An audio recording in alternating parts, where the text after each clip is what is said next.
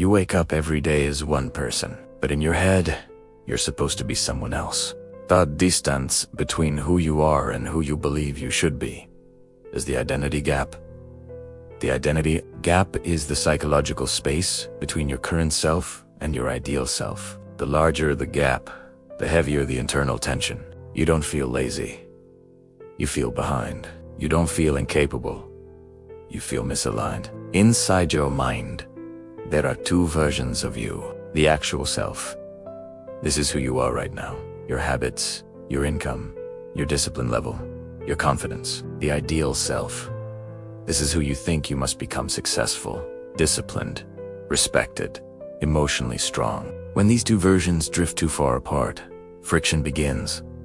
That friction shows up as self-doubt, imposter syndrome, chronic comparison, overthinking, shame without clear reason. The brain constantly measures the distance. Every time you scroll and see someone ahead of you, the gap widens. Every time you promise change and don't follow through, the gap widens.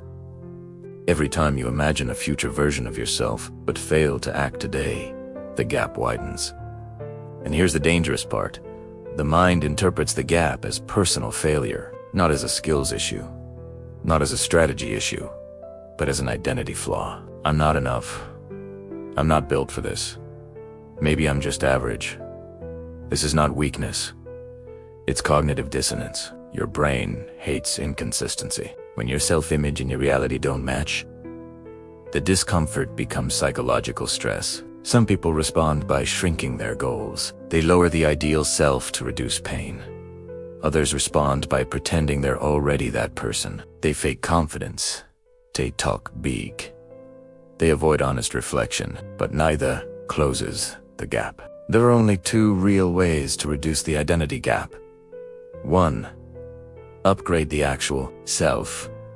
2. Redefine the ideal self.